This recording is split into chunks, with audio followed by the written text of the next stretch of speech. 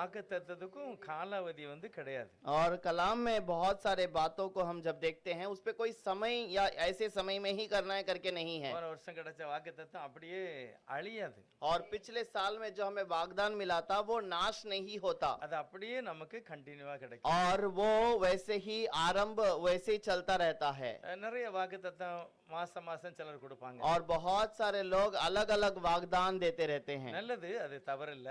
और वो अच्छी बात है, ஆனா அது காலாவதி கண்டிப்பா ஆகாது. அது और वो समय उसका अंत नहीं होता। எப்பொழுதுமே வசனம் கிரியை நடப்பிக்கிறது. वो वचन हमेशा कार्य करता அந்த रहता है, வசனம் நமக்கு உதவி செய்கிறது. அந்த வசனத்தினுடைய அந்த தாற்பயம், அந்த வல்லமை நாம் புரிந்து கொண்டால் அதனுடைய ஆசீர்வாதத்தை நம்ம அனுபவிக்க முடியும். और उस वचन की भेद को अगर हम समझ जाते हैं तो वो हमारे लिए बहुत बड़ा आशीष बन जाता है। நாளைக்கு பார்த்தீங்கன்னா நிறைய பேர் பேஜ் பேஜியா எழுதி வச்சு கூட வாசிப்பாங்க. बहुत सारे लोग बहुत सारे पन्ने में लिख के उस चीजों को पढ़ते हैं। அதை பார்க்கும்போது ஆண்டவர் ஒரு நாளும் பேசாம இன்னைக்கு தான் பேசுற மாதிரி தெரியும். और ऐसा लगता है कि प्रभु साल भर उनसे बातें नहीं किया, केवल उसी दिन में उनसे बातें किया, ऐसा लगता है। இப்படி இல்ல, தேவன் ஒவ்வொரு நாளும் என்னோட பேசுவார், ஒவ்வொரு நாளும் நம்ம நடத்துவார். और ऐसा नहीं है, प्रभु हर दिन हमसे बातें करता है, हर दिन हमें चलाता है। அதனால 1ஆம் தேதி என்னது அதுதான், அப்படி இல்ல, தினமும் தேவன் என்னை நடத்த வேண்டும். और इसलिए ऐसा नहीं कि 1 तारीख को मुझे क्या आशीष मिलेगा, केवल वही आशीष मेरे लिए है, बाकी मेरे लिए नहीं, ऐसा नहीं है। இன்னைக்கு நம்முடைய தியானத்துக்கு நான் ஒரு சங்கீதத்தை எடுத்திருக்கிறேன். आज मैं वचन संहिता से एक वचन को ध्यान करने के लिए அந்த लिया हूँ। சங்கீதம் எப்படி எழுதிருக்குன்னா, वो वचन संहिता किस प्रकार लिखा है, ஆவியானவர் ஒரு வார்த்தையை பொதுவா சொல்லுகிறார். और आत्मिक परमेश्वर एक बात को ऐसे ही उदाहरण में कहता அப்படியே है। அவர் சொல்லுகிறார், ஜனங்களை பார்த்து பேசுகிறார். वो लोगों को देखकर एक बात को कहता है। உதாரணத்துக்கு சொல்ல 53வது சங்கீதத்துல முதல் வசனம், और उदाहरण के लिए एक वचन कहता हूँ, 53वां वचन संहिता के अंदर पहला वचन। முதல் வசனம் என்ன சொல்லுதுன்னா, और वो पहला वचन क्या कहता है, ஆண்டு பரிசுத்த ஆவியான கர்த்தர் சொல்லுகிறார், पवित्र आत्मा में प्रभु कहता है, எங்கள் மூலமாக கேள்விப்பட்டதை विश्वासितवन यार, और हमारी द्वारा जो बातों को सुना उसे विश्वास करने वाला कौन है। यार யாரை பத்தி பேசுகிறது, कौन किसे देखकर पूछता है, கர்த்தர் ஜனங்களை பார்த்து பேசுகிறார். प्रभु लोगों को देखकर पूछता है। ஜனம் என்ன சொல்லணும், लोग क्या कहना चाहिए, ஆண்டவரே நான் விசுவாசிக்கிறேன், है प्रभु मैं विश्वास करता हूँ। அப்போதான் அந்த வசனம் கிரியை நடப்பிக்கிறது, और तब वो वचन कार्य करता है। அடுத்து என்ன போட்டிருக்கிறது, और उसके बाद वाला वचन में क्या लिखा है, முதலாவது ஆண்டவர் சொல்லுகிறார், और पहला प्रभु कहता है, நான் சொல்லுகிறதை யார் ஏற்றுக்கொள்வார், और मैं जो कहता हूँ उसे कौन स्वीकार करेगा। நம்ம என்ன சொல்லணும், हम क्या कहना चाहिए, ஆண்டவரே நான் அதை ஏற்றுக்கொள்கிறேன், है- விசுவாசிக்கிறேன். हे प्रभु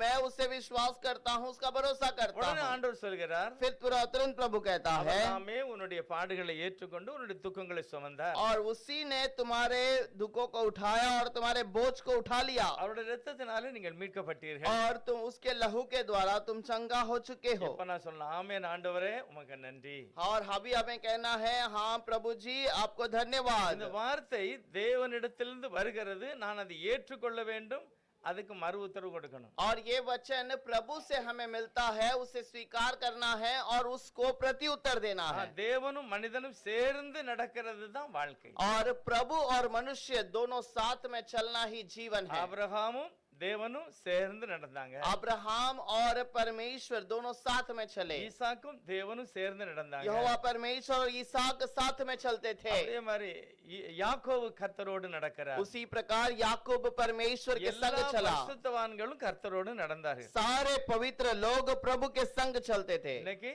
आज நீங்களும் இயேசுவோடு நடக்க வேண்டும். आपको भी प्रभु के साथ चलना அது है, ஒரு அனுபவம். और वो एक अनुभव है। கிறிஸ்தவ வாழ்க்கைங்கிறது ஏதோ ஒன்று சும்மா அப்படியே கண்ணை மூடிட்டு ஜெபம் பண்ணிட்டு போறதில்ல, தினமும் தான் தேவனோடு பேசி நடக்கிறது. मसीहा का जीवन जो है ऐसे ही चलने के लिए नहीं, बल्कि प्रभु के साथ बातें करके चलना है। ஒரு நல்ல பாட்டு சொல்லி விடுவாங்க, நானும் இயேசுவும் சேர்ந்து நடப்போம். और संडे क्लास में बचपन में एक बार गीत सिखाते थे कि मैं और यीशु साथ में चलेंगे, வாக்கிங் மை ஜீசஸ், எல்லா சூழ்நிலையிலும் கர்த்தரோடு நடப்பேன். और सारे परिस्थिति में प्रभु के साथ में चलूंगा। இன்னைக்கு சங்கீதத்துல 91வது சங்கீதம், और आज भजन संहिता के अंदर 95 14வது वचनத்தை நாம் வாக்குத்தத்தமாக எடுத்துக்கொள்வோம். 95 के अंदर 14वां वचन को, 91ல 91 के अंदर 91 के अंदर 14வது வசனம், 14वां वचन को हम एक वाग्दान के रूप में उसे ले लेंगे। அவன் என்னிடத்தில் வாஞ்சா இருக்கிறபடியால் அவனை விடுவிப்பேன், என் நாமத்தை அவன் அறிந்திருக்கிறபடியால் அவனை உயர்ந்த அடைக்கலத்தில் வைப்பேன். எல்லாரும் சேர்ந்து வாசிக்கலாம். सब लोग साथ में मिलकर पढ़ेंगे। அவன் என்னிடத்தில் வாஞ்சியாய் இருக்கிறபடியினால் उसने जो मुझसे स्नेह किया है அவனை விடுவிப்பேன். इसलिए मैं उसे छुड़ाऊंगा। என் நாமத்தை அவன் அறிந்திருக்கிறபடியினால் उसने मेरे नाम को जाना है, इसलिए அவனை உயர்ந்த அடைக்கலத்தில் मैं வைப்பேன். उसको ऊंचे स्थान पर रखूंगा। நல்ல புரியுதா வசனம்? क्या आपको अच्छे से समझ में आता இது है? சொல்றது யாரு சொல்றா? ये बात कौन कहता है?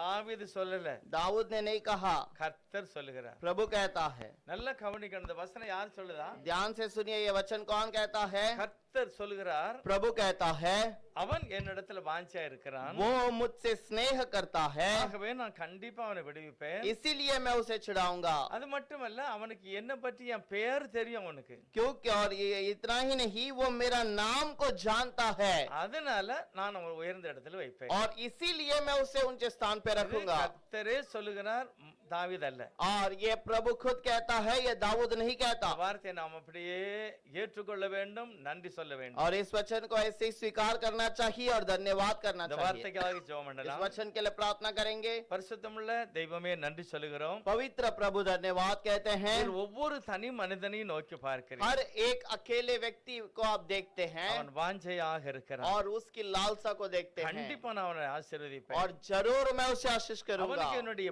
பெயர் தெரிகிறது, वो मेरा नाम जानता है, ஆகவே கண்டிப்பா நான் அவனை உயர்ந்த இடத்தில் और வைப்பேன். इसीलिए जरूर मैं उसे ऊंचे स्थान पे रखूंगा। அப்படிப்பட்ட வாக்குத்தத்தம் வந்திருக்கிற ஒவ்வொருவருக்கும் நீர் தாரும். और ऐसे वागदान आप आए हुए हर एक को दीजिए। கடைசி நாளில உயர்ந்த இடத்தில் வைப்பீரா. आखिरी समय पर ऊंचे स्थान पे रखिएगा। நாம மகிமைப்படட்டும். आपके नाम की महिमा हो। வார்த்தைகளை புரிந்து கொள்ள கிருபை செய்யும். और वचन को स्वीकार करने के लिए मदद இயேசு करें। கிறிஸ்துவின் நாமத்தினாலே. यीशु के नाम से मांगते हैं, आमीन। आमीन। சங்கீதம் 90 மோசே எழுதினதுன்னு மேல எழுதியிருக்கிறது. वचन संहिता 90 जो है मूसा ने लिखा है, ऐसे कहा गया। அநேகர் சொல்லுகிறாங்க 91 மோசே தான் எழுதியிருக்கிறாரு. और बहुत सारे लोग कहते हैं 91 भी वो मूसा ने ही लिखा है, சிலர் சொல்லுவாங்க தாவீது ராஜா சொன்னது. और कुछ लोग कहते हैं दाऊद राजा ने लिखा இந்த है। சங்கீதத்துல 3 ஆள் பேசுற மாதிரி இருக்கிறது. इस वचन संहिता के अंदर 3 व्यक्ति बात करने के समान दिखाई पड़ता முதலாவது है। தாவீதாயை எடுத்துக்கிடுவோமே. पहले दाऊद को ले लेंगे। தாவீது ராஜா தன்னுடைய ஜனங்களை பார்த்து அல்லது தன்னுடைய பிள்ளையை பார்த்து பேசுகிறார். और दाऊद राजा अपने बच्चों को देखकर कहता है, இல்ல நம்மளை பார்த்து சொல்றாரு. या फिर हमें देखकर कहता ஏன்னா அந்த है, வேதாகமும் ஒவ்வொரு நாளும் கிரியை நடப்பிக்கிறது. क्योंकि ये कलाम जो है हर एक दिन अपना कार्य करता है। வசனம் தினமும் கிரியை செய்கிறது. वचन हर दिन कार्य அது करता ஒரு है, நாள் ஒளியாது மறையாது, அது தோல்வி அடையாது. और वो कभी नाश नहीं होता, वो कभी हार नहीं जाता, वो हमेशा रहता है। சரி, முதல் வசனத்தில் தாவீதையா நம்ம பார்த்து என்ன சொல்றாரு பாருங்க. पहला वचन में दाऊद राजा हमें देखकर क्या कहता है? உன்னதமானவரின் மறைவில் இருக்கிறவன் சர்வ வல்லவருடைய நிழலிலே தங்குவான். இந்த ஒரு வார்த்தை அவர் சொல்லுகிறார். और ये एक वचन को कहता है, जो परम प्रधान के छाए हुए स्थान में रह बैठा है, वह सर्वशक्तिमान की छाया में ठिकाना पाएगा। யார் சொல்றது? कौन कहता है? தாவீது ராஜா சொல்லுகிறார். दाऊद राजा कहता है। எல்லாரும் அதை வாசிங்க. सब लोग उसे पढ़ेंगे। தாவீதை என்ன சொல்றாரு பாருங்க. दाऊद राजा क्या कहता है? அவர் சொல்லுகிறார், அனுபவத்தோடு சொல்லுகிறார். वो अपने अनुभव के साथ कहता है, வாசிக்கலாம்.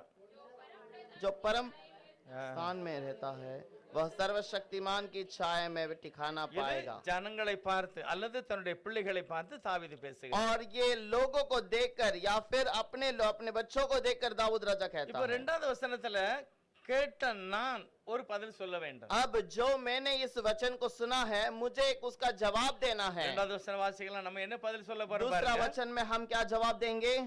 நான் கர்த்தரை நோக்கி, मैं यहोवा के विषय, நீர் என்னுடைய அடைக்கலம், वह मेरा शरण स्थान என் கோட்டை, और गढ़ है, என் தேவன், और वह मेरा நான் परमेश्वर है, நம்பியிருக்கிறவர் என்று சொல்லுவேன். मैं उस पर भरोसा रखूंगा। இப்ப தாவீதையாவுக்கு நம்ம என்ன பதில் சொல்லியிருக்கோம்? दाऊद राजा को हमने क्या जवाब दिया? ஆண்டவரே, हे நான் यहोवा, கர்த்தரை நோக்கி, मैं यहोवा के विषय कहूंगा, நீர் தான் என்னுடைய அடைக்கலம், वह मेरा शरण நீர் स्थान தான் என்னுடைய கோட்டை, और वह मेरा गढ़ है, நீங்க தான் என் தேவன், और वह मेरा परमेश्वर நான் है, உம்மையே நம்புவேன் என்று சொல்லுகிறேன். और मैं उस पर भरोसा रखूंगा करके कहता हूँ। வார்த்தை நம்மளோடு பேசுகிறது, நாம் வார்த்தையோடு பேசுகிறோம். और वचन हमसे बातें करता है, हम वचन की ओर जवाब देते அப்பதான் हैं, நம்ம வாழ்க்கை அனுபவிக்க முடியும். और तब हम उस जवाब को अपने जीवन में अनुभव நம்முடைய कर सकते தேவன் हैं। ஜீவன் உள்ளவர், हमारा परमेश्वर जीवित खुदा அவர் है பேசுகிறவர், और वो बातें करता है, அவர் பேசி உணர்த்துகிறவர். और वो बातें करके हमें महसूस दिलाता है। பழைய ஏற்பாட்டில் உள்ள अनेक பரிசுத்தவான்கள், पुराने नियम के अंदर बहुत सारे पवित्र लोग, ரொம்ப ஃபேமஸ் மோசையா தான். और सबसे मुख्य एक मूसा।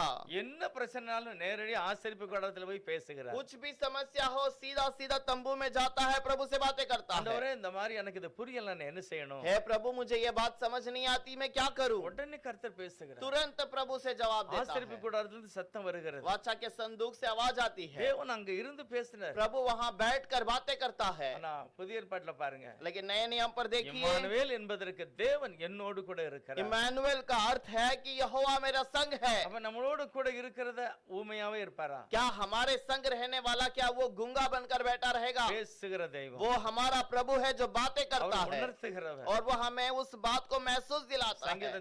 சங்கீதர் தாவீது 19 சங்கீதம் சொல்லுகிறார், 1900 वचन संहिता के अंदर दाऊद कहता है, 24 மணி நேரம் அவருடைய வசனம் செல்லுகிறது. और 24 घंटे उसका वचन चलता रहता அந்த है, சத்தம் பூமி எங்கும் போகிறது. और उसका वचन जो है सारे प्रीति पर गूंजता है। அதுக்கு எப்படி சூரியனுடைய வெளிச்சத்துக்கு மறைவு இல்லையோ அதுபோல தேவ சத்தத்தையும் யாரும் கேட்கலன்னு சொல்ல முடியாது. और जैसे सूरज के किरण का कोई रुकावट नहीं, वैसे ही प्रभु के वचन को कोई ऐसा नहीं कह सकता कि मैंने सुना அது नहीं। பேதைகளையும் ஞானியாய் மாற்றுகிறது. और वो एक निर्बुद्धि को बुद्धिमान बनाता है, ஒன்றும் இல்லாதவரையும் உருவாக்குகிறது. और जिसका कुछ है नहीं उसे वो रचता है। என்ன மகிமையான ஒரு வார்த்தை பாருங்க. कितना महिमा की वचन है। போன வாரத்துல நாங்க ஒரு வீட சந்திக்க போயிருந்தோம். पिछले हफ्ते में हम एक घर पर गए थे, மாடா சர்ச்சில் உள்ள அம்மா, அவங்க பேரு சின்னம்மா. और माड़ा कलिसिया में चिन्नमा के घर पर, அவங்க புருஷன் எனக்கு தமிழ் வாசிக்க தெரியும் வாசித்தார் பைபிள். और उनका पति वहां पर आया और कहा कि मुझे तमिल पढ़ने आता है करके मैं कलाम पढ़ूंगा करके மகா पढ़ा। சொல்லி எனக்கு ஹிந்தி வாசிக்க தெரியும் வாசித்தாங்க. और उनकी बेटी ने कहा मुझे हिंदी पढ़ने आता है, मैं हिंदी में वचन அவங்க पढ़ूंगी। மனைவிக்கு வாசிக்கவே தெரியாது.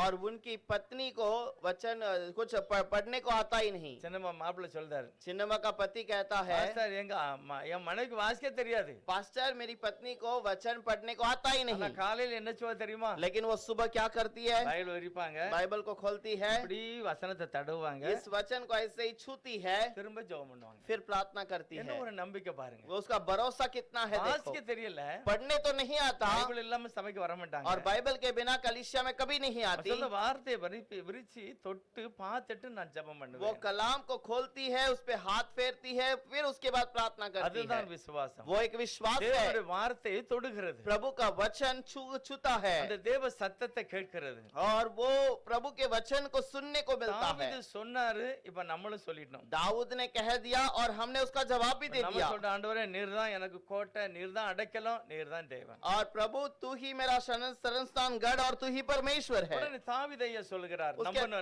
நம்ம பார்த்து சொல்லுகிறார், तीसरे वचन में दाऊद हमसे दोबारा बताता है, அவர் தமது சிறுகளாலே உன்னை மூடுவார், वह तुझे बहेलियों के वह तुझे पंखों के आड़ में रख लेगा, அவர் சட்டைகளின் கீழே நீ அடைக்கலம் புகுவார், और उसके पंखों के तले में तू शरण पाएगा। அவருடைய சத்தியம் உனக்கு பரிசையும் கேடவுமாகும். उसकी सच्चाई तेरे लिए ढाल और जिलम ठहरेगी। எத்தனை பேர் நம்பி சொன்னாங்களோ அவங்களுக்கு தாவீது சொல்கிறாரு, கண்டிப்பா உனக்கு அவர்தான் பாதுகாப்பு. जितने लोगों ने भरोसा करके कहा, उनको देखकर दाऊद कहता है तेरे पंखों का आड़ वही है, அவருடைய சத்தியம் தான் உனக்கு ஒரு பெரிய பாதுகாப்பு. और उसका सत्य तेरे लिए बहुत ही बड़ा शरण स्थान है। இயேசு கிறிஸ்து நேற்றும் இன்றும் என்றும் மாறாதவர் மட்டும் கிடையாது. यीशु मसीह केवल कल आज युगान युग बदलता नहीं, केवल நானே इतना ही नहीं, வழியும் சத்தியமும் ஜீவனுமாய் और இருக்கிறேன். उसने कहा मैं ही मार्ग सत्य और जीवन भी हूँ। அதுதான் அடித்தரமான உண்மை. और वो ही एक गहरा सच्चाई அவர்தான் है, என் சத்தியம், அவர்தான் ஜீவன். वही मेरा सच्चाई है,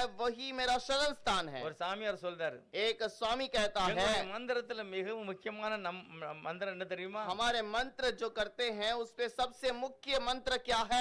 சத்தியம் எனக்கு தெரியாது, எனக்கு சத்தியத்தை கற்றுக் கொடுப்பாய். और सत्य मुझे नहीं पता, मुझे सत्य को सिखा दे। அப்படி அவங்க மந்திரம் சொல்றாங்க. वैसे वो मंत्र को आरंभ करते हैं। எனக்கு வழி தெரியாது, நீ எனக்கு வழியை கற்றுக் கொடு. और मुझे मार्ग नहीं पता, मुझे मार्ग को बता दे। நான் இருளில் இருக்கிறேன், எனக்கு வெளிச்சத்தை தா. और मैं अंधकार में बैठा हूँ, मुझे उजियाला दे। இயேசுனார் சேலஞ்ச் பண்ணிட்டார், நான் தான் வழி, நான் தான் சத்தியம், நான் தான் ஜீவன். और यीशु ने चैलेंज से कह दिया, मैं ही मार्ग, मैं ही सत्य और मैं ही जीवन हूँ। தாவீது வாழ்க்கையில இருந்த அந்த ஆசீர்வாதத்தை தன்னுடைய ஜனத்துக்கு அல்லது தன்னுடைய மக்களுக்கு அவர் சொல்லுகிறார். और इसलिए दाऊद अपने जीवन में अपनी इस बातों को लोगों को कहता है। அவங்களும் சொல்றாங்க, ஐயா நான் கர்த்தரை நம்புவேன், நான் ஏற்றுக்கொள்ளுவேன், நான் நம்புவேன். और उन्होंने भी कहा कि मैं स्वीकार करता हूँ, मैं प्रभु पे भरोसा करता हूँ। தாவீது சொல்றார், அவர் உன்னை செட்டைகளை அடைக்கலமாய் வச்சுக் கொள்வாரு, அவருடைய சத்தியம் தான் உனக்கு கேடகம். तुरंत दाऊद वहां पर कहता है कि मैं वो अपने पंखों के आड़ में रखेगा और तुझे वो ढाल के समान அடுத்து संभालेगा। அந்த விசுவாச குடும்பத்தை பார்த்து தாவீது சொல்லுகிறார். और उसके बाद विशेष करके दाऊद फिर से उन लोगों से कहता है, பரிசுத்த ஆவியானவரோட அபிஷேகத்துல நிறைந்து பேசுகிறார். पवित्र आत्मा से भरपूर होकर बातें करता है। இரவில் உண்டாகும் பயங்கரத்திற்கும் और तू रात के भय के डर से பகலிலே பறக்கும் அன்புக்கும் और दिन में उठने वाले तीर से இருளில் நடமாடும் கொள்ளை நோய்க்கும் और रात के अंधेरे में चलने वाले महामारी से மத்தியானத்தில் பாழாக்கு சங்காரத்துக்கு நீ பயப்படாதிருப்பாய். और जो दिन दोपहर में महारोग से तुझे वो सुरक्षा देगा। யாரை பார்த்து இந்த வார்த்தை வருகிறது தெரியுமா? किसे देखकर ये बातें आती है? அந்த முதல் வார்த்தைக்கு யாரு தங்களை ஒப்பு கொடுத்தாங்களோ அவங்களை பார்த்து. जो पहले वचन को सुनकर अपने आप को अर्पण करते हैं, उनके लिए वो जवाब है। தொடர்ந்து அவர் பேசுகிறார். उसके बाद आगे वह कहता है, உன் பக்கத்தில் 1000 பேரும் और तेरे निकट 1000, உன் வலது பக்கத்துல 10000 பேர் விழுந்தாலும் அது உன்னை அணுகாது. तेरे दाहिने और 10,000 भी गिरेंगे तो तुम्हें कोई हानि ना होगी। நீ கண்டிப்பா அதை பார்ப்பாய், உன் கண்களால் மாத்திரம் அதை तू பார்ப்பாய். अपने आंखों से इन बातों को देखता तो रहेगा, துன்மார்க்கருக்கு வரும் பலனை காண்பாய். और तू दुष्टों के जीवन में आने वाली तकलीफों को तू देखेगा। எவ்வளவு பெரிய துன்மார்க்க எந்த இடத்துல இருந்தாலும் சரி, தேவன் அதை தள்ளுவதை நீ பார்ப்பாய். और जो दुष्ट तुम्हारे विरोध में हो या कहीं पर भी दूर हो, तो भी उसे गिराते हुए तुम्हें दिखाएगा, நீ பார்ப்பாய் तुम அப்படிங்கிற उसे देखोगे। கர்த்தருடைய வார்த்தை தன்னுடைய தாசன் மூலமாக வெளிப்படுத்தப்பட்டது. प्रभु का वचन उसके दास के द्वारा प्रकट होता है। அடுத்த ஆணித்தனமா ஒரு வார்த்தை சொல்றார். और उसके बाद दृष्टांत पूरे सामर्थ्य से एक वचन என் कहता है, மகனே அல்லது என் ஜனமே நன்றா கேட்டுக்க, हे मेरे लोगों, हे मेरे प्रजा, ध्यान से सुनो। எனக்கு அடைக்கலமா இருக்கிற அந்த உன்னதமானவரை கர்த்தரை உனக்கு நீ தாவரமாக்கி கொண்டாய், ஆகையால் கண்டிப்பா பொல்லாப்பு உனக்கு நேரிடாது, வாதின் கூடாரத்தை அணுகு. और मेरा शरण स्थान का प्रभु को तूने अपने लिए परम प्रदान करके ठहरा लिया, इसीलिए तुम्हें कोई हानि ना होगी। அனுபவத்தோடு பேசுகிற ஆவியானவர், वो अनुभव से बातें करने वाला पवित्र आत्मा அந்த மனுஷனுக்குள்ள தாவீதுக்குள்ள இருந்து பேசுகிறார். उस मनुष्य के अंदर, दाऊद के अंदर रहकर बातें करता है। 11 14 வாசிக்கலாம். 12 11 और 12 वचन पढ़ेंगे।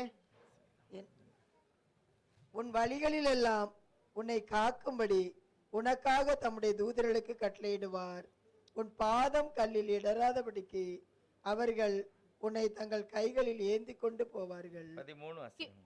சிங்கத்தின் மேலும் விரியன் பாம்பின் மேலும் நீ நடந்து பால சிங்கத்தையும் பலு சர்ப்பத்தையும் மிதித்து போடுவாய்.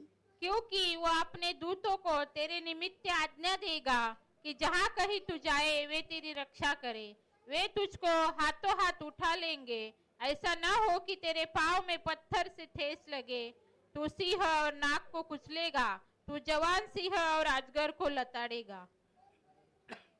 கர்த்தருடைய தாசனாகிய மனிதன் அந்த தேவனுடைய வார்த்தை ஏற்றுக்கொண்ட மனுஷனை பார்த்து இப்படிப்பட்ட வாக்குத்தத்தங்களை சொல்லுகிறார். और प्रभु का दास जो उस वचन को स्वीकार किए उन्हें देकर कहता है, எல்லாவற்றையும் நீ தாண்டி செல்ல முடியும். सारे चीजों को तू पार कर जा सकता है।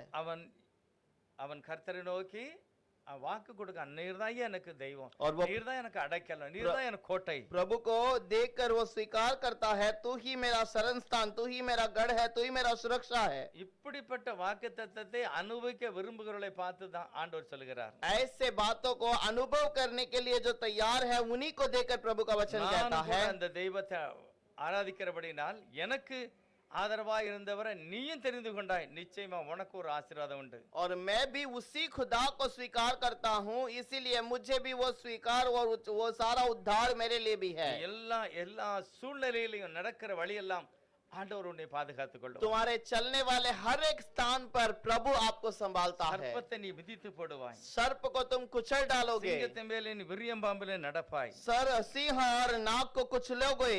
உன்னதமானவரை அடைக்கலமாக கொண்டவர்கள், और जो उस परम प्रधान को अपने लिए एक सुरक्षा के समान स्वीकार யார் किए இந்த हुए लोग? உன்னதமானவர்? कौन ये परम प्रधान है? உன்னதமானவர்னா யாரு? और कौन ये परम प्रधान परमेश्वर है? சர்வவல்லமுள்ளவர்னா யாரு? सर्वशक्तिमान कौन है? அவர்தான் சர்வத்திற்கும் மேலான ஒரு और தேவன். वही सारा सब कुछ बनाने वाला खुदा। அவர் எல்லாவற்றையும் உருவாக்குக முன்போது और वो उसने जब सब कुछ बना लिया, சர்வ வல்லவராக இருக்கிறார். और वो सर्वशक्तिमान है। உன்னதமானவர்னா எல்லாவற்றிலும் மேலானவர். और जो परम प्रधान का मतलब सबसे ऊंचा खुदा। யோவான் சொல்லுகிறார், यूहन्ना कहता है, யோவான் ஸ்நானகன், और यूहन्ना बपतिस्मा देने वाला। உன்னதத்திலிருந்து வருகிறவர் எல்லாவற்றை காட்டிலும் மேன்மையானவர். और जो ऊपर से आता है वो सबसे बढ़कर है, அவர் எல்லாவற்றுக்கும் மேலானவர். और वो सबसे बढ़कर है। அவர்தான் எனக்கு அடைக்கலமாக இருக்கிறவர். और वही मेरे लिए एक चिन्ह है। சங்கீதம் 36:7 சொல்கிறார், भजन संहिता 36 में அந்த 7 में लिखा है, உன்னதமானவர் தான் ஒரு பெரிய நிழலாக இருக்கிறார். और वो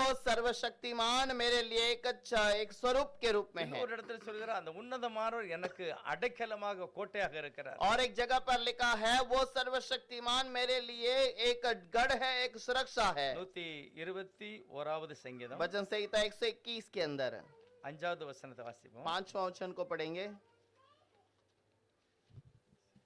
கர்த்தர் உன்னை காக்கிறவர், 121ல 121 में 5।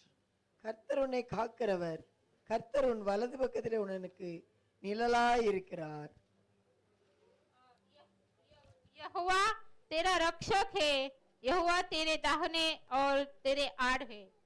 தேவன் எனக்கு அடைக்கலமானவர். और प्रभु तेरा जो है वो आड़ है। அவர் வலது பக்கத்திலும் இடது பக்கத்திலும் பாதுகாக்கக்கூடிய ஒரு தெய்வம். वो बाई और दाहिने और तुम्हें संभालता है। தாவீது வாழ்க்கையில எல்லாவற்றையும் அனுபவத்தோட இதை செய்யறார். दाऊद के जीवन में सब कुछ अनुभव करता है। சூழ்நிலைகளை எல்லாம் அவர் பார்க்கல, सारी परिस्थिति को उसने नहीं देखा। எல்லா சூழ்நிலையிலையும் தேவனோடு நடந்த ஒரு மனிதன் தாவீதையா. सारी परिस्थिति में प्रभु के साथ चलने वाला दाऊद। எல்லாம் இக்கட்டு இருந்தது, बहुत संकट था, அவருடைய அபிஷேகம் எல்லாருக்கும் மத்தியில தான் நடந்தது. और उसका अभिषेक बहुतों के बीच में हुआ। வாலிப பிராயத்துல அவனுக்கு அபிஷேகம் நடக்கிறது. जवानी में प्रभु का उसका अभिषेक हुआ அவருடைய था, உடன்பரப்புகள் எல்லாருமே அங்க இருந்தாங்க. और उसके साथ जन्मे हुए सब वहां पर थे, அந்த ஊர்ல உள்ள எல்லா மூப்பர்களும் அங்க இருந்தாங்க. और उसके गांव के सब मुख्य लोग भी वहां पर थे। அந்த காலத்துல உயர்ந்த ஒரு மனிதன் தீர்க்கதரிசி சாமுவேல் அவருக்கு மேல எண்ணெய் அவர் தலையில ஊற்றி அவர் அபிஷேகம் பண்ணினார். उन दिनों में जो तेल को उंडेल कर वहां पर उसके ऊपर अभिषेक किया गया। பழைய ஏற்பாட்டுல நியாயாதிபதி புத்தகத்துல எல்லாம் ஒரு சிலரை மறைந்து அபிஷேகம் பண்ணாங்க. न्यायों की किताब के अंदर बहुत सारे लोगों को छुपाकर अभिषेक किया गया। யெகூ போய் ஒரு ஆளை வீட்டுக்குள்ள போய் தெரியாம அபிஷேகம் பண்ணிட்டு ஓடுகிறார். यहू एक व्यक्ति को घर के अंदर जाकर बिना किसी को बताकर अभिषेक करके भाग गया। ஆனா தாவீதுனுடைய அபிஷேகம் அப்படி இல்ல. लेकिन दाऊद का अभिषेक ऐसा नहीं। ஊர்ல உள்ள எல்லா மூப்பர்களுக்கும் தெரியும், गांव के सारे मुख्य लोगों को पता है, அவங்க சகோதரமார் எல்லாருக்கும் தெரியும், और उनके सारे भाइयों को पता அவருடைய है, தாய்க்கு தகப்பனுக்கு எல்லாருக்கும் தெரியும். उसका बहन उसकी माता पिता सबको पता है। எல்லாம் தெரிஞ்சிருந்த அபிஷேகம் பெற்ற அந்த மனுஷனை और ऐसे सब कुछ पता होने वाले उस मनुष्य को ஒரு மதிப்பே கிடையாது, உதாசீனப்படுத்தினார்கள். उसको आदर ही नहीं दिए, उसको दुखित करने लगे। அவனை எவ்வளவு மோசமாக்கணுமோ அவ்வளவு மோசமா தள்ளினாங்க. जितना उसको बिगाड़ना चाहते थे उतना बिगाड़ना शुरू किया। அவருடைய ராஜ்யத்துல உட்கார்ந்து இருக்கும் போது और उसके राज्य में वो बैठने के समय पर அப்சலோம் அவனுடைய பையன் அவனுக்கு விரோதமா வரும்போது अब्सलोम उसके बच्चे उसके विरोध में आने के समय पर, எல்லாம் யுத்தமாச்சு அவன் எல்லாம் செத்து போயிட்டான். और वहां पर युद्ध हुआ, वो सब नाश हो गए, ரொம்ப கஷ்டப்பட்டு மன தோல்வியில வீட்டுக்குள்ள உட்கார்ந்து இருக்கிறார். और वो दुख होकर अपने घर पर बैठा है। தன்னுடைய பையன் இறந்துட்டானேன்னு அவர் துக்கமா அழுதாரு. उसका बेटा मर गया था, इस दुख में वो घर पर बैठा அப்படி है। நேரத்துல ஒரு இக்கட்டு வருகிறது. और उस समय पर एक संकट आता है। அப்னேர் சொல்றாரு, अब्नेर ने कहा, நீர் என்னையா ராஜா, तू क्या राजा है? உங்களுக்கு விரோதமா இருந்தவனை நாங்க கொன்னுட்டு तुम्हारे வந்திருக்கிறோம். विरोध में रहने वाले को हमने मार डाला है, ஆனா நீ எங்க மேல ரொம்ப வருத்தப்படுதீங்க. लेकिन तू तो हमारे पर दुखित उठा है। உன் பையன் உயிரோடு இருந்து நாங்கெல்லாம் செத்து இருந்தா நல்லா நல்லா இருக்குமா? क्या तेरा बच्चा जीवित रहता और हम सब मरते तो तुझे अच्छा लगा? அதுதான் நீர் விரும்புதீரா? क्या तू उसी को चाहता है? அந்த மாதிரி சொல்லிட்டு ஒரு வார்த்தை போடுதாரு. ऐसे कहकर एक बात को कहता है, நான் சொல்றது மட்டும் இன்னைக்கு நீர் கேட்கணும். मैं जो कहता हूँ उसे केवल सुन।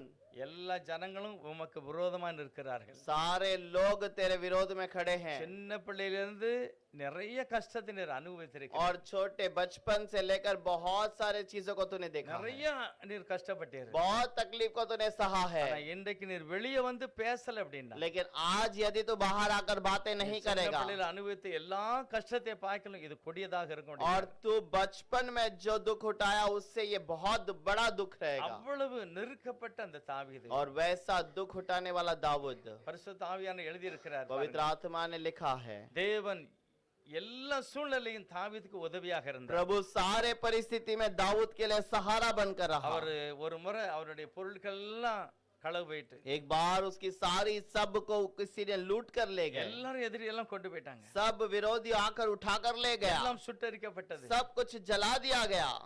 இந்த சாமுவேல் புத்தகத்தை எழுதினது யாரு? सामुएल को किताब को लिखने वाला कौन है? யார் எழுதினா? किसने सामुएल के किताब को लिखा சாமுவேல் है? தான் எழுதியிருக்கிறார். सैमुएल ने खुद लिखा है। சாமுவேல் தான் இந்த தீர்க்கதரிசி புத்தகத்தை அபிஷேகத்தோட எழுதியிருக்கிறார். सैमुएल की उस अभिषेक के साथ में इस किताब को ஆனா लिखा है। தாவீது வாழ்க்கையில நடந்த ஒரு விஷயத்தை சாமுவேல் எப்படி எழுதியிருக்கிறார் தெரியுமா? लेकिन दाऊद के जीवन में जो हुआ है उस बात को सैमुएल ने कैसे लिखा है பரிசுத்த देखिए। ஆவியானவர் சாமுவேல்ட்ட சொல்றாரு, पवित्र आत्मा सैमुएल से कहता है, தாவீது எப்பக்கத்திலும் நெருக்கப்பட்டான், और दाऊद हर जगह से दबाया गया, கர்த்தர் அவனை பார்க்கிறாரு, प्रभु से देख रहा அவனுடைய है இருதயம் நொறுங்கி போய்விட்டது, और उसका मन पूरा दुखित हो गया, பிள்ளைகள் எல்லாம் களவு போயிட்டு और उसकी सारे बच्चों को चोर ले அவனை गए, நம்பி இருந்த எல்லாருடைய பொருட்களையும் இழந்துட்டான். उसके भरोसे में रहने वाले सब कुछ उसने खो दिया, எல்லாம் போயிட்டு सब कुछ चला गया, அவனுடைய இருதயம் நொறுங்கி இருக்கிறது கர்த்தருக்கு மட்டும்தான் தெரியும். और उसका मन टूटा पड़ा था केवल प्रभु जानता है। சாமுவேல் புத்தகத்தில் எழுதுறாரு, सैमुएल की किताब में लिखा है, தாவீது எப்பக்கத்திலும் நெருக்கப்பட்டது. दाऊद हर परिस्थिति में दबाया गया। சாமுவேல் சொல்லல,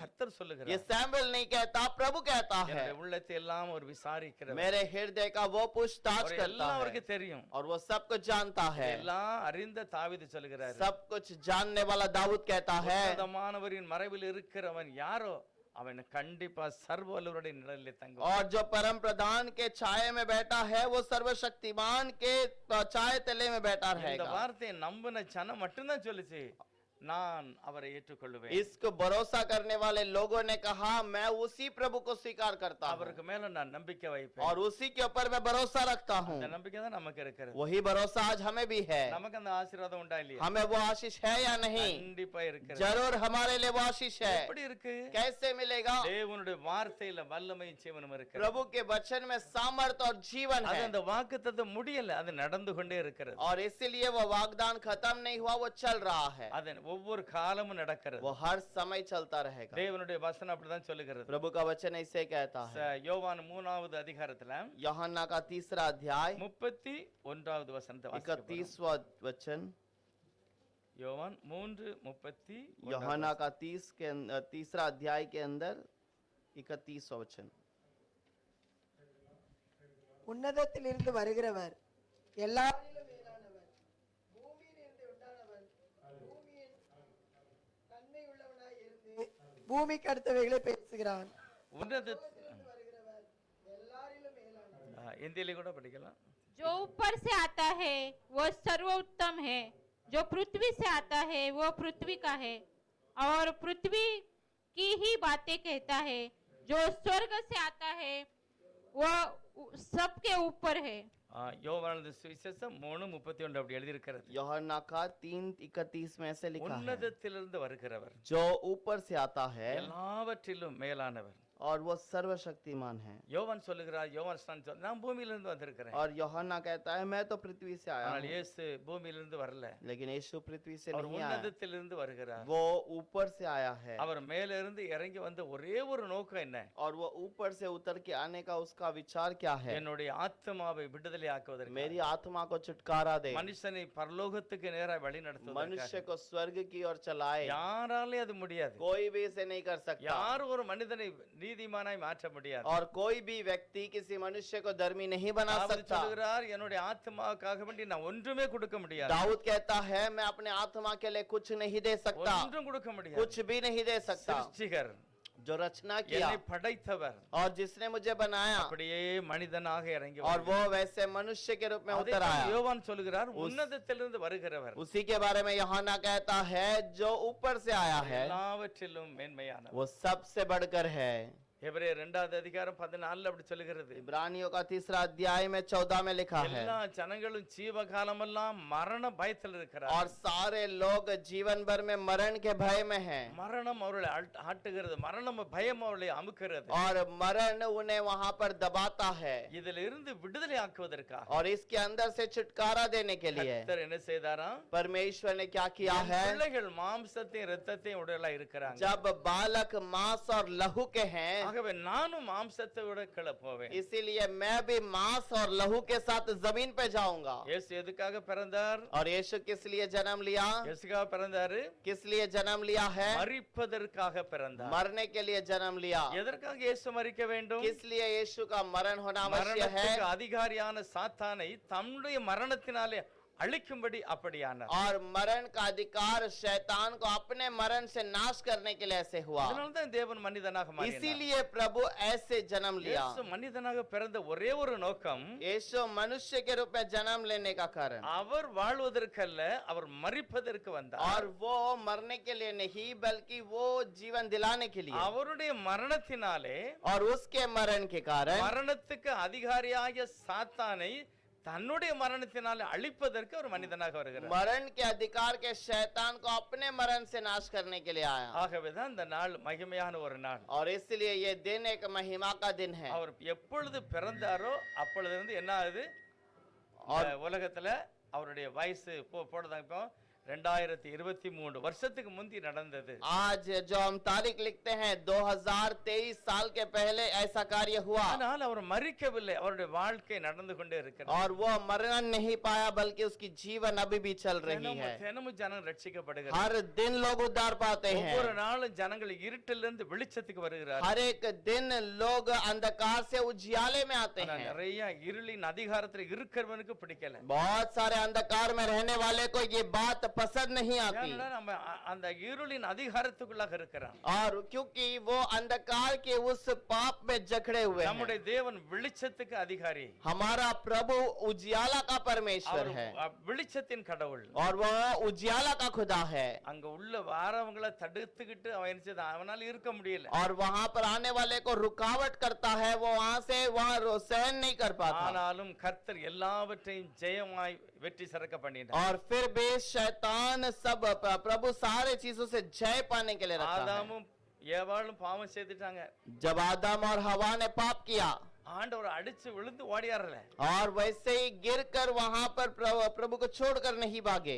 எதுக்காக ஓடியாந்தாரா? क्या वो प्रभु छोड़कर भाग कर आया? ஓடியாரல. नहीं आया। இந்த ஆதாம் ஏவாள் விழுவாங்கன்னு கர்த்தருக்கு கண்டிப்பா தெரியும். प्रभु को पता है कि आदम और हवा अपने रास्ते को छोड़कर भटकेंगे। இவருடைய ரட்சிப்பு உலக தோட்டத்துக்கு முந்தைய முன்குறித்து और வைத்திருக்கிறார். इनका उद्धार दुनिया के उत्पन्न के पहले ही शुरू की गई है। ஆதியாகமத்தில் என்ன எழுதியிருக்கிறது? उत्पत्ति में क्या लिखा है?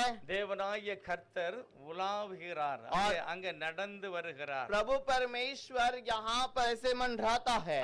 அவர் வாக்கிங் மாதிரி போறாரு. और वो वचन के अनुसार चलता है। அவனுக்கு தெரியும், இவன் என்னதான் என் ஜனத்தை செய்தாலும் நான் அவனை ரட்சிப்பேன். और ये कुछ भी क्यों ना करे, मैं उसका उद्धार करूंगा। அவனை மேல இருந்து கீழே தள்ளிருக்கேன் और சாத்தானை. मैं ऊपर से उसे ढकेल दिया नीचे। இனி அவன் மேல வர முடியாது. अब वो ऊपर नहीं आ இனி सकता। அவன் என்னதான் செய்தாலுமே அவனுக்கு நியமிக்கப்பட்டது மரணம் தான். अब वो कुछ भी क्यों ना करे, उसका निर्णय किया गया है, उसके लिए मरण ही है। எத்தனை பேர் அந்த உன்னதமானவரை நோக்கி பார்க்கிறார்களோ, और जो उस परम प्रधान की ओर देखते हैं, அவங்க நிச்சயமா சர்வ வல்லவருடைய நிழலுக்கு வருவார்கள். और वो सर्वशक्तिमान की छाया पे जरूर जरूर आ जाएंगे। இதுதான் தேவனுடைய திட்டம். यही परमेश्वर की इच्छा है அவருக்கு நல்லா தெரியும் என்னை நோக்கி பார்க்கிறவங்க கண்டிப்பா और ரட்சிக்கப்படுவார்கள். उसे पता है मेरी और देखने वाले को ऐसा उद्धार मिलता है ஆகவே நாம் பாக்கியவான்கள். और इसलिए हम धन्य हैं। நமக்காக எல்லாத்தையும் ரெடி பண்ணி वह வச்சிருக்கிறார். हमारे लिए सब कुछ पूरा करता அவன் है। எதுவுமே நம்மள என்ன செய்ய முடியாது, மோச்சு கட்ட முடியாது. वो हमारे विरोध में कोई कार्य नहीं कर அவன் सकता। பிரச்சனை பண்ணுவான், वो परेशानी तो ले आएगा, எல்லாம் செய்வான். सब कुछ करेगा, என்னுடைய அனுமதி இல்லாம வீட்டுக்குள்ள வர முடியாது. लेकिन मेरे अनुमति के बिना मेरे घर पर नहीं आ सकता। என்னுடைய அனுமதி இல்லாம என்னுடைய வாழ்க்கையில அவன் நுழைய முடியாது. मेरे अनुमति के बिना मेरे जीवन में नहीं आ सकता। கர்த்தர் சிலுவையில வெற்றி சிறந்தார். प्रभु क्रूस पर जय पाया है। இந்த தாவீது தான் यही दाऊद ஆண்டவரை தினமும் வாழ்க்கையில அனுபவிக்கிறார். प्रभु को हर दिन अपने जीवन में महसूस करता है। சங்கீதம் 23வது वचन சங்கீதத்துல संहिता 23 के தன்னுடைய अंदर வாழ்க்கை எப்படி அவர் அர்ப்பணித்து பேசுகிறார் वो பாருங்க. अपने जीवन को कैसे अनुभव के साथ बातें முதல் करता வசனம் है। வாசிப்போம். पहला वचन पढ़ेंगे। கர்த்தர் என் மெய்ப்பராக இருக்கிறார். यहोवा मेरा चरवाह है। ஒருவர் சொல்கிறார், एक व्यक्ति कहता है, யூதர்கள் கர்த்தர் என் மெய்ப்பரா இருக்கிறான்னு சொல்ல மாட்டாங்களாம். यहूदी लोग ऐसे नहीं कहते हैं कि यहोवा मेरा चरवाह है, அப்படி சொல்ல மாட்டாங்களாம். वैसे नहीं कहेंगे। என்ன சொல்லலாம் தெரியுமா? वो क्या कहते हैं? அழுத்தி சொல்லலாம், கர்த்தர் என் மெய்ப்பரா இருக்கிறார். वो उसे बहुत जोर से कहते हैं कि यहोवा मेरा चरवाह है, அப்படி அழுத்தி சொல்லுவாங்க. और उस वचन पे वो दबाव डालकर कहते हैं கர்த்தர் என் மெய்ப்பர். यहोवा मेरा चरवाह। அவ்வளவு பலமா உறுதியா சொல்வதற்கு மெயின் காரணம் என்னமோ அவர் சிருஷ்டிகர். और उतना सामर्थ्य से कहने का कारण यह है कि वो ही रचना करने அவர் वाला என்னை है, முன்குறித்து और வைத்தார். उसी ने मुझे चुन लिया, என்னை அபிஷேகம் பண்ணி मुझे வைத்தார். अभिषेक किया। அந்த நம்பிக்கை அவர் மேல நான் வைக்கிற விசுவாசத்தை அவரே எனக்கு தந்திருக்கிறார். मेरे ऊपर रखने वाले भरोसा को उसी ने मुझे दिया है, அவர்தான் எனக்கு தந்திருக்கிறார். उसी ने मुझे दिया है, அதனால என்னை அவர் ஒரு நாளும் கைவிடுகிறார். और इसलिए मुझे वो कभी नहीं छोड़ेगा, அவர் என் மெய்ப்பராக இருக்கிறார். और वह मेरा चरवाह है, ஆகவே அவருடைய கைக்கு கீழே நான் அடங்கி और இருக்கிறேன். इसलिए उसी के अधीन में मैं रहता हूँ। நல்ல இடத்துல என்னை மேய்க்கிறார். अच्छे जगह पर मुझे चराता है। உன்னத பாட்டுல கூட பாத்தீங்கன்னா श्रेष्ठ गीत में भी यदि देखें, அந்த சுலோமித்தால் ஒரு வார்த்தை கேட்கிறார். वो सिलोमिती जो एक बात को कहती है, முதல் அதிகாரம் உன்னத பாட்டுல और श्रेष्ठ गीत के पहले अध्याय में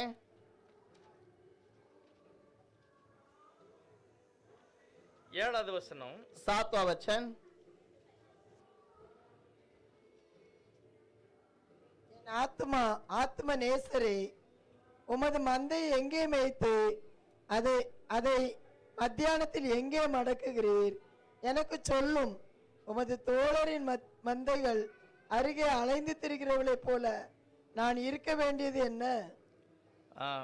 சுலோமித்தியாள் அவ விசாரிக்கிறா, ஆண்டவரே நீர் உம்முடைய மந்தையை எங்கே மேய்த்து மடக்கி இருக்கிறீர், நான் அங்கே வர வேண்டும். वो सिलोमी स्त्री कहती है कि तूने अपने भेड़ बकरियों को कहाँ चराता है, कहाँ बिठाता है, वहाँ पर मैं आना चाहता हूँ। நேசர் என்ன பதில் சொல்றார் பாருங்க. और उसका प्रिय प्राण प्रिय क्या जवाब என்ன देता है, அடையாளம் சொல்கிறார்? क्या चिन्ह देता है? 8வது வசனத்துல 8वां वचन पर, ஸ்திரீகளில் ரூபவதியே, அதை நீ அறியாயாயில் மந்தையின் காலடிகளை தொடர்ந்து போய் மேய்ப்பருடைய கூடாரங்கள் அண்டையில் உன் ஆட்டுக்குட்டிகளை மேய விடு. நீ அதை பார்க்கணுமா, அந்த இடத்துக்கு வரணுமா? क्या तू उस जगह पर आना चाहती है? மந்தைகள் நடக்கிற காலடிய பார்த்து நீ வா. और जहाँ पर वो उनका पैर रखने का कदम का चिन्ह है उसे ढूंढ कर आ। ஆண்டவர் நடக்கிற பாதையை பார்த்து வா. प्रभु चलने वाले उस कदम को ढूंढ कर आ, சரியாக அந்த இடத்துக்கு வந்து சேரலாம். तो सही जगह पर आकर रुक सकता है। 14வது வசனத்துல பாத்தீங்கன்னா அந்த இடத்தை சொல்லி இருக்கிறது. 14वां वचन पर वो स्थान के बारे में कहा गया है, என் நேசர் எனக்கு என்கேதி ஊர் திராட்சை தோட்டங்களில் முளைக்கும் மருதோன்றி பூங்கொத்து. இஸ்ரவேல் தேசத்துல மிகவும் செழிப்பான ஒரு இடம் தான் என்கேதி. और इजराइल देश में सबसे मतलब अच्छा फलदारी स्थान है एनगेदी, நல்ல நீரூற்றுள்ள ஒரு இடம். और अच्छा जल रहने वाला एक स्थान है। நேசர் என்ன சொல்கிறாரு? और वो प्राण प्रिय क्या நீ कहता है, நடந்த பாதையை பின்தொடர்ந்து வா. और मैं चलने वाले स्थान पे तू आजा। என்கேதி அந்த இடத்துல தான் என்னுடைய மந்தையை நான் மடக்கி இருக்கேன். एनगेदी वाले उसी स्थान पर मैं अपने भेड़ बकरी चराता हूँ।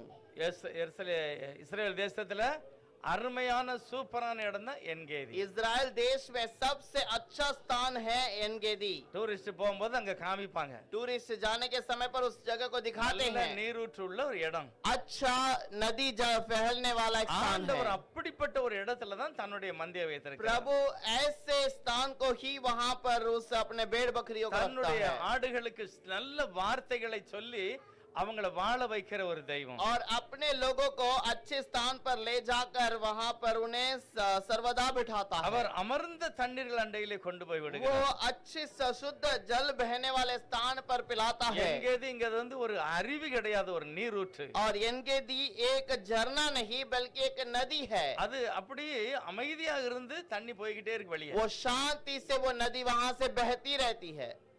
வெளிப்படுத்த விசேஷத்துல கூட ஒரு கடலை பற்றி சொல்லி இருக்கிறார். प्रकाशित वाक्य में भी एक वचन के बारे में लिखा है। 4வது அதிகாரத்துல चौथा वचन के அங்க என்ன अंदर காமிச்சிருக்கு தெரியுமா? वहां पर क्या लिखा है? பளிங்குக்கு ஒப்பான ஒரு கண்ணாடி கடல்.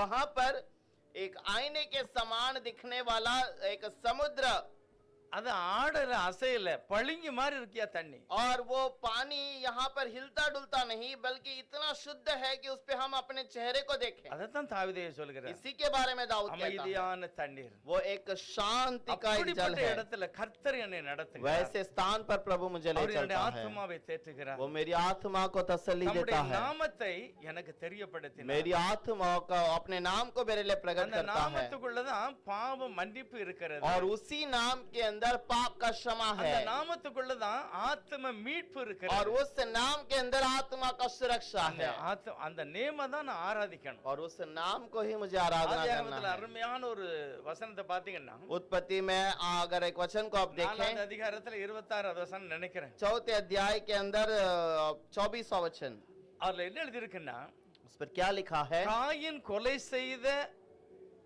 ஆபேலுக்கு பதிலாக ஆண்டவர் வேறொரு குமாரனை கொடுத்தார். और काइन ने जिसे घात किया उसके बदले में प्रभु ने वहां पर उसके बदले में एक बच्चे को दिया। அவன் பேர் தான் சேத்து. उसका नाम सेत। சேத்துக்கு ஒரு பையன் பிறந்தான். और उसके ऊपर उसका सेत को एक लड़का हुआ, அவன் பேர் தான் ஏனோஸ். उसी का नाम एनोश।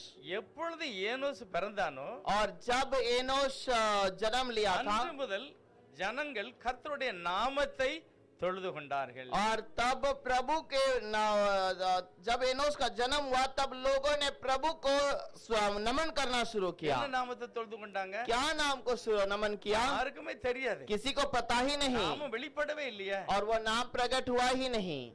ஆனா அந்த நாமத்துக்குள்ள இருக்க ஏதோ ரகசியம். उस नाम के अंदर कोई तो गुप्त बात அந்த है। நாமத்தை தான் ஆராதிக்கணும். उसी नाम को आराधना करना ஆகவே है। ஆண்டவரே உம்முடைய பெயர் எங்களுக்கு தெரியாது. हे प्रभु आपका नाम तो पता नहीं। நான் கட்டுகிற பலிபீடம், हम जो बलि का स्थान बनाते हैं, கட்டுகிற ஆலயம், हम जो भवन बनाते हैं கர்த்தருடைய நாமத்துக்காக. प्रभु के नाम की महिमा के அப்படிதான் लिए, எல்லாருமே செய்தாங்க. वैसे ही उन लोगों ने किया।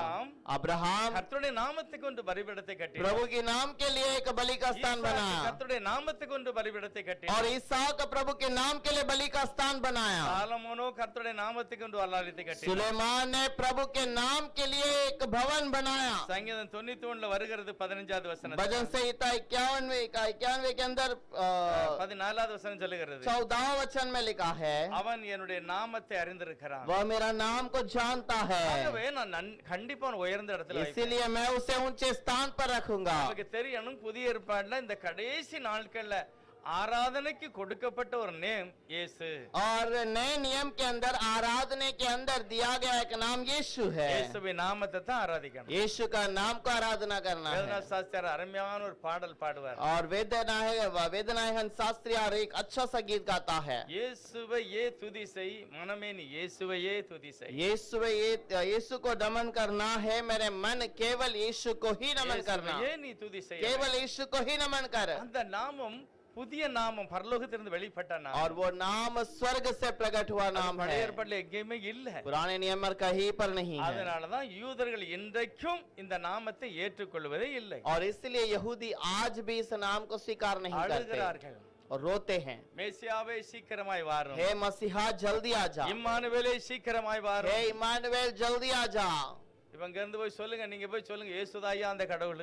आप जाकर कहिए उनसे कि यीशु ही वो इमानुएल खुदा है। பைத்தியம்னு சொல்லுவாங்க உங்களை. वो आपको देखकर कहेंगे आप पागल हैं, ஏன்னா அவனுக்கு தெரியாது. क्योंकि उसे अभी भी समझ नहीं அவனுடைய आता। கண் மறைக்கப்பட்டிருக்கிறது. उनका आंख छुपाया गया है। இங்கேயும் நிறைய புள்ளிகளுக்கு மறைக்கப்பட்டிருக்கிறது. आज भी बहुत सारे लोगों के लिए वो बातें छुपाई गई है। இயேசுவை மனதார ஆராதிக்க மாட்டாங்க. यीशु को पूरे मन से आराधना नहीं करेंगे, ஆராதிச்சாலும் 3 பேரையும் சொல்லிடுவாங்க. और वैसे भी आराधना करेंगे तो तीनों को बुला लेंगे, 3 பேர் என்ன யாராவது விட்டுற கூடாது அப்படின்னு. या किसी ना किसी को छोड़ ना दें। அந்த உருப்படியாக நம்முடைய தெய்வம் இயேசுதான் அப்படிங்கிறது தெரியல. और वो स्थिर नहीं पकड़ सकते कि हमारा कर परमेश्वर केवल एक ही है, वो यीशु है। நிறைய இந்துக்கள் சொல்லுவாங்க, बहुत सारे हिंदू लोग भी कहते हैं இயேசுநாதர் நாங்க நம்புதோம், यीशु को हम भी भरोसा करते हैं, 30 முக்கோடியில அதையும் சேர்த்துக்கிடுவோம் நாங்க. और वो 300 करोड़ में हम एक इस खुदा को भी जोड़ लेते हैं। நீங்க இயேசு மட்டும்தான் கடவுள்னு சொல்றீங்க, आप कहते हैं केवल यीशु ही खुदा நாங்க है, அதை ஏற்றுக்கொள்ள மாட்டோம். हम उसे स्वीकार नहीं करेंगे। நாங்க சொல்றோம்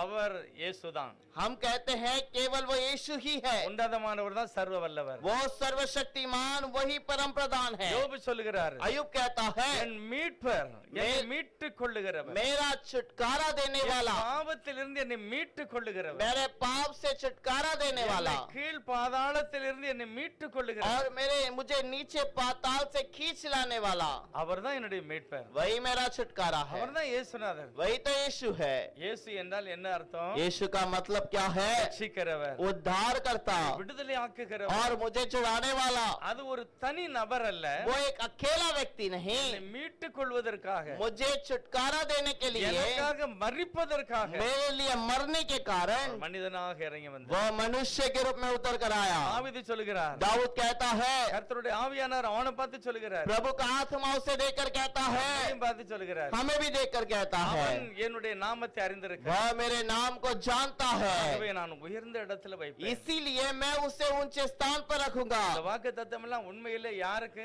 ये वागदान सब किसके लिए है? யாரெல்லாம் இயேசுதான் தெய்வம் நம்புதாங்களோ அவங்களுக்கு. जो यीशु ही खुदा है करके विश्वास करते हैं उनके लिए है। அவர் நல்ல இடத்துல என்னை மேய்க்கிறார், वह अच्छे स्थान पर मुझे चराता है நல்ல இடங்களில் மேய்க்கிறார், और अच्छे घास रहने वाले स्थान पर ले जाता है। எல்லா சூழ்நிலையிலையும் அவர் அமைதியான தண்ணீரை எனக்கு தருகிறார். सारे परिस्थिति में मुझे धीरज से चलने वाले वो नदी किनारे ले जाता है। எருசலேம் பட்டணம் எப்படிப்பட்ட பட்டணம்? यरूशलेम की नगर किस प्रकार का है? மலைகளால் சூழப்பட்ட वो பட்டணம். पहाड़ से गिरा हुआ है, நல்ல வழியெல்லாம் நிறைய இருக்காது, எல்லாம் மலை மேல ஏறி ஏறதான் இறங்கணும். और कोई भी सीधा रास्ता नहीं है, सब ऊपर से नीचे ऐसे चढ़न और नीचे रहता है। அப்படிதான் அந்த பட்டணமே அப்படிதான் இருக்கிறது. वो पूरा शहर वैसा है।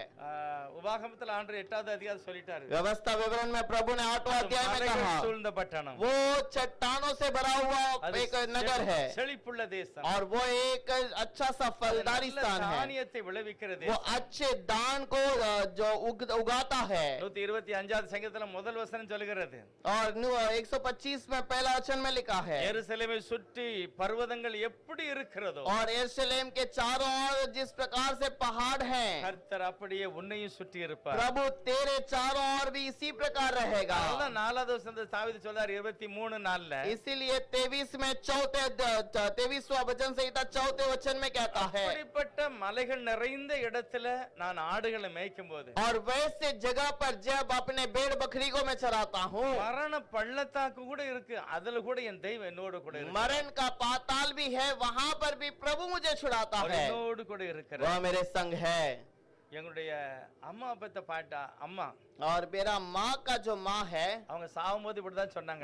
मेरी नानी इसी प्रकार मुझसे कही। 23 சங்கீதத்தை அப்படியே சொல்லிட்டு वचन संहिता के अंदर 23 में ऐसे कहा, 4வது வசனத்தை சொல்லும் போதுதான் ஜீவன் போயிருக்கு. 4था वचन बताने के समय पर उसका जीवन चला गया। மரண இருளின் பள்ளத்தாக்கில நடந்தாலும் मैं मरण के पाताल में चलूंगी, பொல்லாப்புக்கு பயப்படே, बुराई से न डरूंगी। அப்படியே சொல்லிட்டு கண்ணை மூடிட்டாங்க. वैसे कहकर अपने आंख को बंद कर दिया। இதுதான் தேவனுடைய ஜனத்துக்குள்ள அதிகாரம் உள்ள यही விசுவாசம். प्रभु के लोगों का एक विश्वास है। என் சத்துருக்களுக்கு முன்பாக கர்த்தர் ஒரு பந்தி ஆயத்தப்படுத்தார். मेरे शत्रुओं के सामने प्रभु मेरे लिए भोजन तैयार करता தாவீது है। வாழ்க்கையில் அப்படிதான் நடந்தது. दाऊद के जीवन में ऐसा हुआ। அவனுடைய சகோதரமார் ஒருவன் கூட அவன் மேல அன்பா இல்ல. उसके भाइयों में से कोई भी उसे प्यार न करता था। யாரும் தாவீதை நேசிக்கல. किसी ने दाऊद से प्रेम न किया। அந்த கோலியாத்தை அடிக்க கொஞ்ச நேரத்துக்கு முந்தி गोलियत को मारने के थोड़ी देर पहले நீ என்ன வேடிக்கை பார்க்க வந்தியா? क्या तू यहाँ पर क्या तमाशा देखने आया? கொஞ்சம் ஆட்டுக்குட்டி எங்கேயோ காட்டுல விட்டுட்டு வந்துட்டியா? क्या थोड़ा सा भेड़ बकरी है उसे भी जंगल में छोड़कर आ गया? சீக்கிரமா ஓடிப்போ. जल्दी से वहाँ चला जा। நல்லா தெரியும் அபிஷேகம் பெற்றவன். और उनको सबको पता है कि अभिषेक पाया हुआ கொஞ்ச है। நாளைக்கு முந்தி தான் இவனை சாமுவேலை அபிஷேகம் பண்ணிருக்கான். थोड़े ही दिन के पहले सैमुएल ने उन्हें उसे अभिषेक किया था। இவ்வளவு தெரிஞ்சிருந்தோம் इसे जितना जानने के बावजूद தாவீதை உதாசீனப்படுத்தினார். दाऊद को उन्होंने दुखित किया। அதேபோல இயேசுவையும் உதாசீனப்படுத்தினார்கள். उसी प्रकार यीशु को भी दुखित किया। ஆனால் தேவனுடைய நாமத்தை அறிந்தவர்கள் लेकिन प्रभु के नाम को जानने वाले அவர் சொல்லுகிறார், वो लोग कहते हैं பாத்திரம் நிரம்பி வழிகிறது. मेरा बर्तन भरकर उंडेलता उमड़ रहा அது है। நிரம்புகிறது. वो बढ़ रहा है। அது வழிந்து वो ஓடுகிறது. उबल कर बाहर बढ़ रहा அது है। அநேகருக்கு ஆசீர்வாதமான காரியத்தை और செய்கிறது. वो बहुतों को आशीष का कार्य என் करता है। ஜீவனுள்ள நாளெல்லாம் मेरे जीवन भर में நன்மையும் கிருபையும் என்னை தொடரும். भलाई और भलाई और आशीष मेरे पीछे रहेगी, தொடரும். मेरे पीछे चलती रहेगी। இந்த தொடரும் இத வச்சுதான் ட்ரெயினுக்கே பேர் வச்சிருக்கான் தெரியுமா உங்களுக்கு? और ये जो चलता रहेगा करके जो लिखा है इसके बाद ही ट्रेन का नाम रखा गया है। ட்ரெயினுக்கு என்ன பேர் தெரியுமா? ट्रेन का नाम क्या है? தொடர் வண்டி. वो जुड़कर चलने वाली गाड़ी। அது ஒண்ணுக்கு ஒண்ணு தொட்டு அது ஓடுத வண்டி தான் தொடர் வண்டி. एक दूसरे के साथ जुड़कर चलती रहती है। தாவீது ஐயா சொல்லுகிறார், दाऊद कहता है நான் ஜீவனுள்ள நாளெல்லாம் நன்மையும் கிருபையும் அனுபவிப்பேன். मेरे जीवन के भलाई जीवन भर में मैंने भलाई और आशीष को मैं நான் पाता रहूंगा। இயேசுநாதருக்கு பின்னால போகிறதுனால मैं यीशु के पीछे चलने के कारण நான் எதையும் தேடி போக மாட்டேன். मैं किसी चीज के पीछे ना भागूंगा அதுதான் என்னைய தேடி என் பின்னால और வரும். वो चीजें मेरे पीछे चलती रहेगी। நன்மையை நான் தேடல, அது எனக்கு பின்னால வரும். भलाई के पीछे मैं नहीं, भलाई मेरे पीछे होगी। கிருபையை நான் தேடல, அது எனக்கு பின்னால வரும். करुणा के पीछे मैं नहीं, करुणा मेरे पीछे चलेगी। உன்னதமானவருடைய மறைவில் இருக்கிறோம் யாரா இருந்தாலும் சரி, जो परम प्रधान के छाये में रहता है कोई भी क्यों ना हो, சர்வ வல்லவருடைய நிழல்ல தங்குவார். सर्वशक्तिमान के छाये में रहेगा। அவங்க நம்பிக்கை இருந்தா அப்படியே சபா நான் அப்படி இருப்பேன். हमको भरोसा है तो हम कहेंगे प्रभु मैं ऐसा रहूंगा, உன்னதமான மறைவிலே நான் இருப்பேன். वो सर्वशक्तिमान के छाये पे रहूंगा। எனக்கு கோட்டை அடைக்கலம் எல்லாம் அவர்தான். और मेरे लिए सुरक्षा गढ़ सर्वशक्तिमान वही है। பைபிள் பாருங்க, ये बाइबल அமைதியா இருக்க மாதிரி இருக்கு. ये शांत है ऐसा लगता है, எவ்வளவு காரியங்களை சாதிக்கிறது. कितने बात को वो स्थिर करके இதுக்கு बताता விரோதமா है। வந்து யாருமே நிலைக்கல. इसके विरोध में आने वाला कोई भी स्थिर न रहा। நிறைய ராஜ்யங்கள் அழிந்து விட்டது. बहुत सारा राज्य नाश किया நிறைய गया, ராஜாக்கள் ஒண்ணுமில்லாம போயிட்டு बहुत सारे राजा नाश किए गए। யாரு மதித்தாங்களோ தேவன் அந்த ஜனத்தை உயர்ந்த இடத்துல வைக்கிறார். जिसने इसका आदर किया उन लोगों को प्रभु ने ऊंचे स्थान पर रखा है। கிறிஸ்தவர்கள் பாக்கியவான்கள். और मसीहा के लोग धन्य हैं, பைபிளை வாசிக்கிறவர்கள் பாக்கியவான்கள். ये बाइबल को पढ़ने वाले धन्य हैं। அதனால எல்லா டென்ஷனையும் அப்படியே ஆண்டவர்கிட்ட சொல்லிடுறாங்க. सारी चिंता को प्रभु के पास कह दीजिए। தாவீது அப்படிதான் சொல்றாரு, दाऊद ऐसे ही कहा, ஆண்டவரே நீர் தான் எனக்கு அடைக்கலம், हे प्रभु तू ही मेरा सुरक्षा நீர் है, தான் எனக்கு கோட்டை. तू ही मेरे लिए चट्टान है। அப்படிப்பட்ட ஒரு நம்பிக்கையோட நான் அறிக்கை செய்து ஜெபிக்க வேண்டும். वैसे भरोसा के साथ प्रभु के पास कबूल करना நான் है, அறிக்கை செய்யணும்.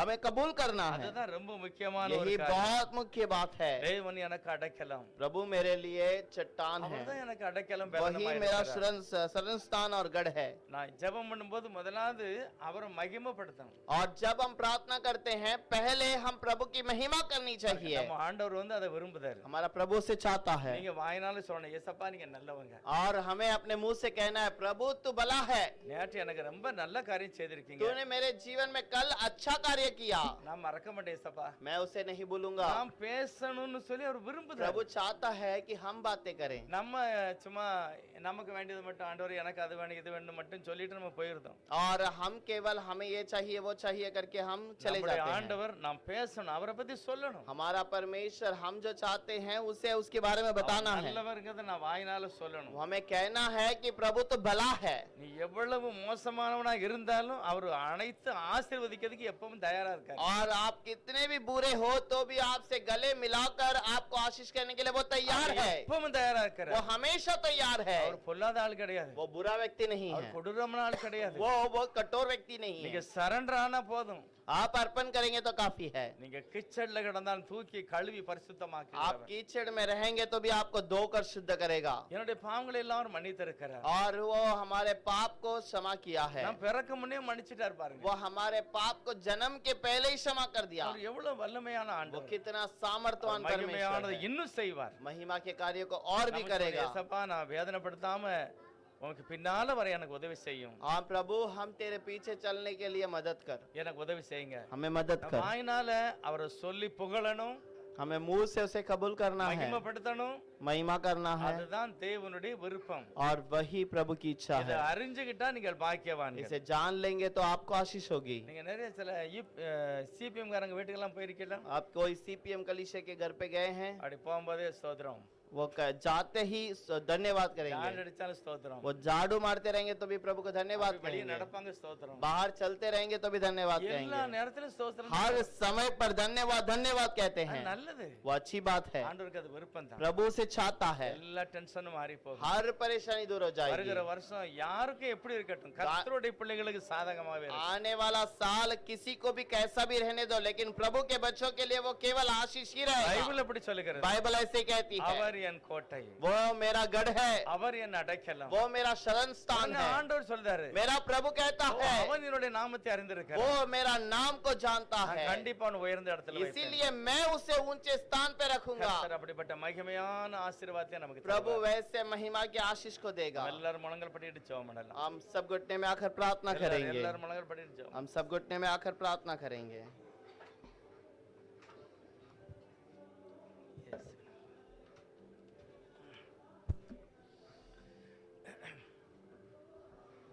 Praise the Lord. Thank Jesus.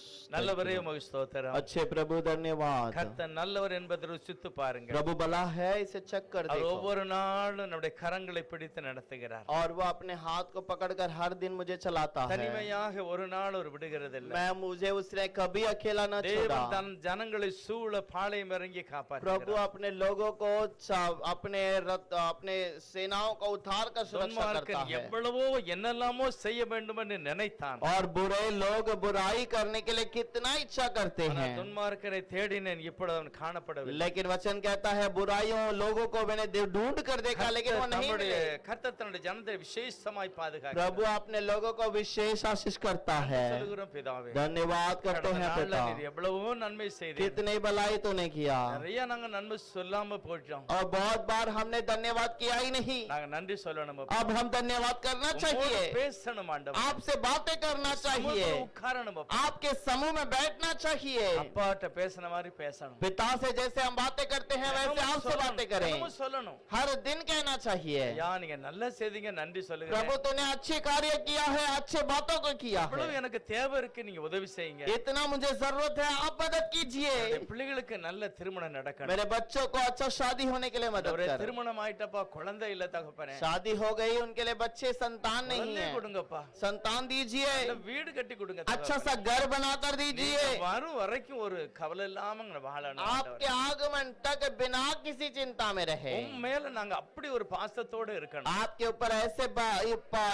इच्छा के साथ हम बने இந்த रहे, நம்பிக்கை எங்களுக்கு वो தாருங்க. भरोसा में दीजिए।